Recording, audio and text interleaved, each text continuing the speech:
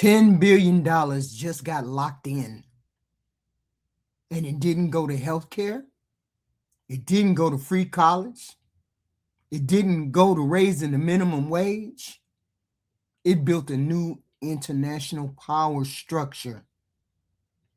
And inside that structure, the chairman holds veto power over all of its decisions. And right now, that chairman is Donald J. Trump.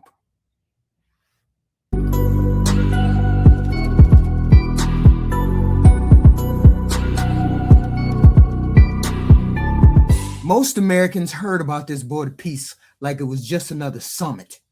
It wasn't, because it wasn't just a meeting. It was a funding commitment and a structural launch. So let's go to the moment. We're providing a model for how responsible sovereign nations can cooperate to take responsibility for confronting problems in their own regions. The Board of Peace is showing how a better future can be built, starting right here in this room. And I want to let you know that the United States is going to make a contribution of $10 billion to the Board of Peace. Thank you.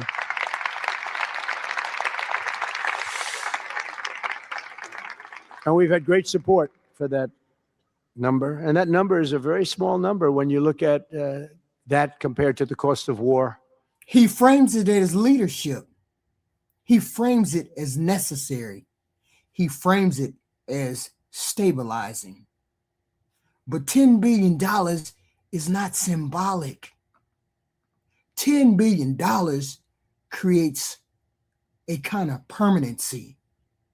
Now we have to ask a simple question, right? What exactly did we just fund that we, the American people, just paid for? To answer that, we have to go to the charter. According to the charter text released publicly, the Board of Peace is not described as temporary. It's structured as a standing international body. Membership is invitation only.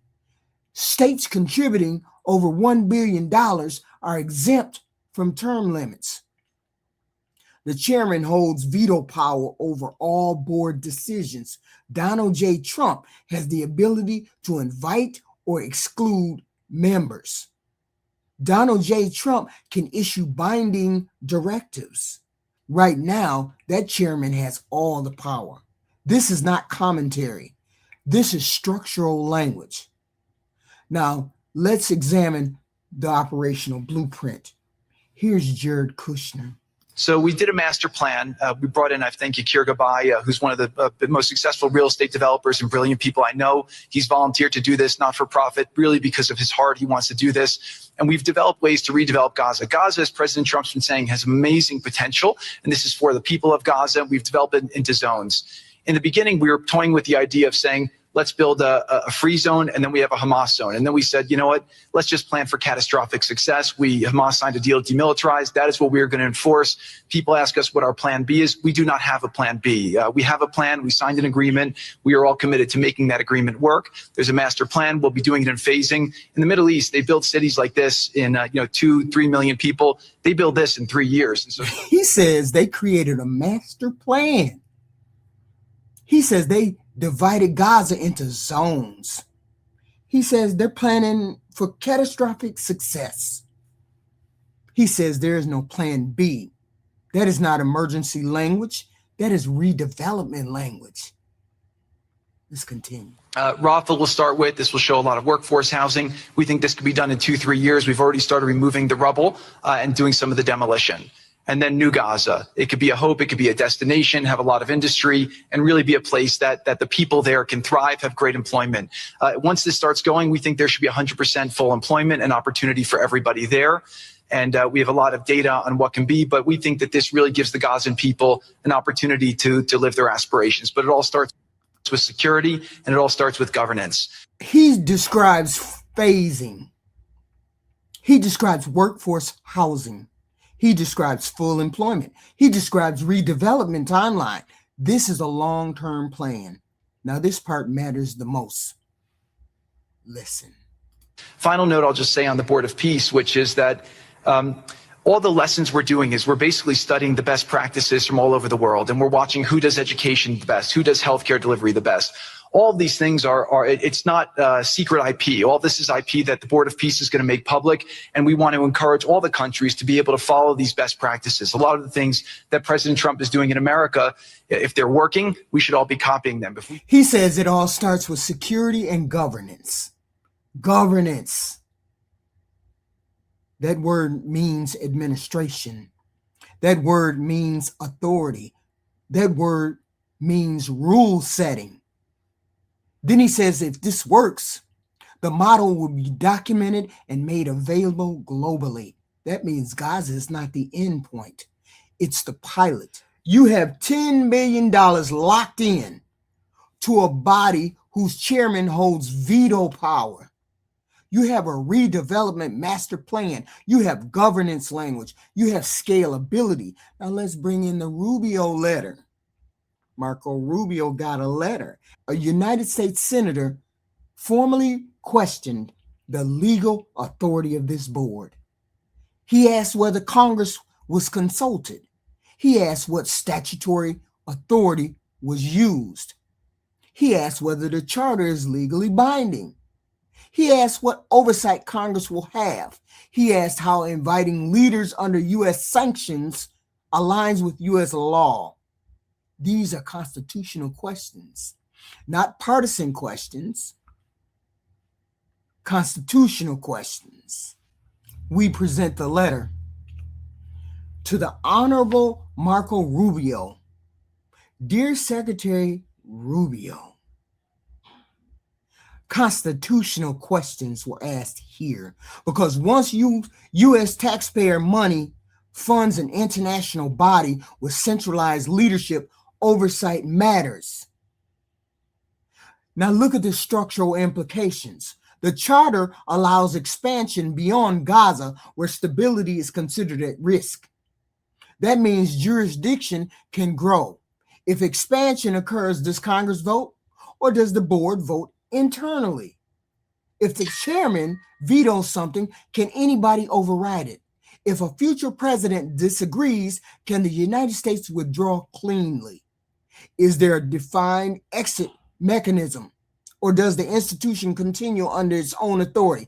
Because once institutions are funded at this scale, they develop permanence. This is the letter that sent to Rubio. It says, and I'm just going to read a small portion. The administration appears to be creating an opaque and unaccountable body dominated by a group of wealthy, powerful, and authoritarian actors. Extending invitations to officials of authoritarian regimes that repress, imprison, and kill their own people is unacceptable. It also says, additionally, the composition of the board exposes a governance model deliberately built on financial privilege, political exclusion, rather than humanitarian need or democratic legitimacy. According to the charter, states contributing more than $1 billion are exempt from the 3-year membership limit that applies to all other members.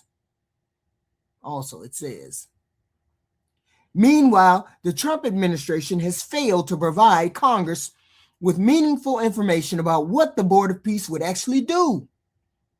In response to my November 21st, 2025 letter, the State Department stated only that the board would oversee Gaza's reconstruction, economic recovery, and the coordination of public services and humanitarian aid, without clarifying how these important tasks would be accomplished. This omission is deeply concerning. Despite initially focusing on implementing the peace plan in Gaza, President Trump officially launched the board of the World Economic Forum in Davos on January 22, 2026, with no mention of Gaza or any plan to confront the dire and deteriorating conditions there. We have questions. Everybody has questions.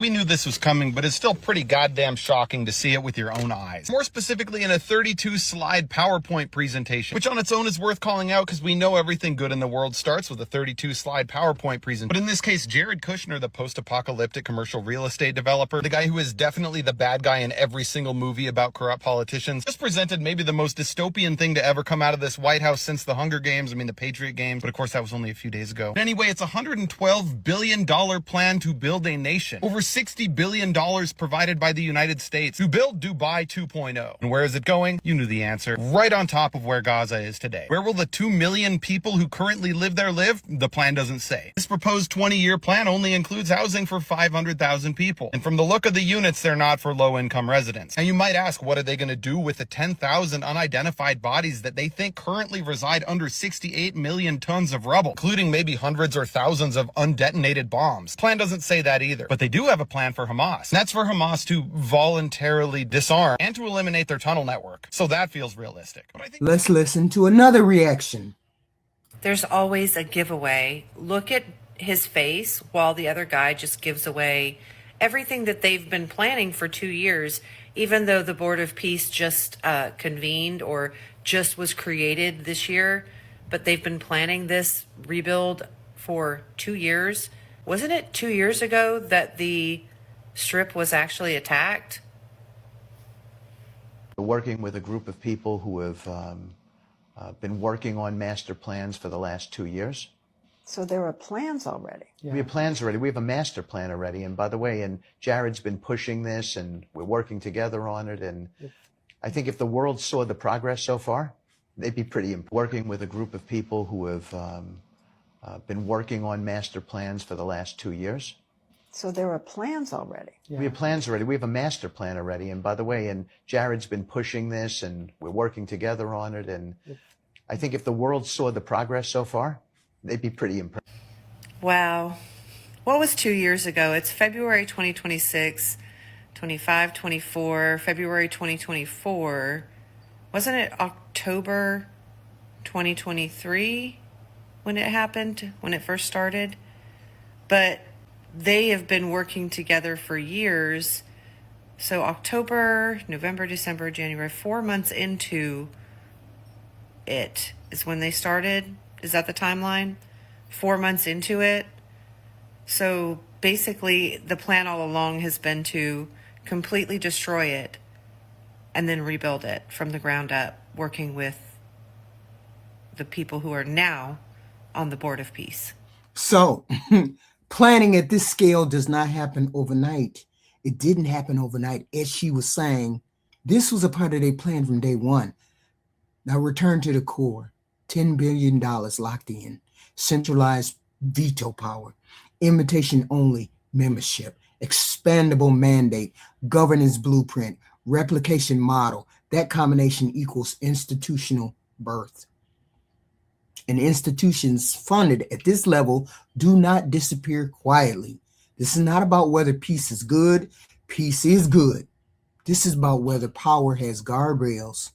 This kind of power, this kind of money. Is there a sunset clause? Is funding renewable? Does Congress approve expansions?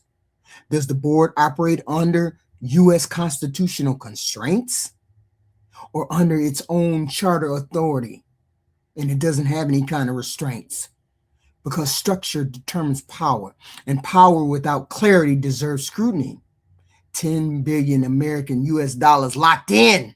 It's not going to give us health care. It's not going to give us free college, and it's not going to raise minimum wage.